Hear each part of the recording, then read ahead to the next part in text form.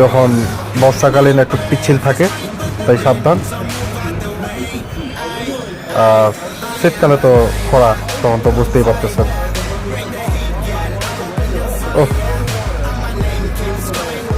এত সুন্দর প্রকৃতি, আসলে বলা মুশকিল।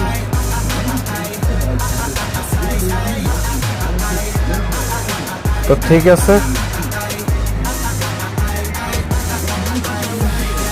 সকলের সুস্বাস্থ্য কামনা করি। ভিডিওটি শেষ করতে হচ্ছে আমাদের।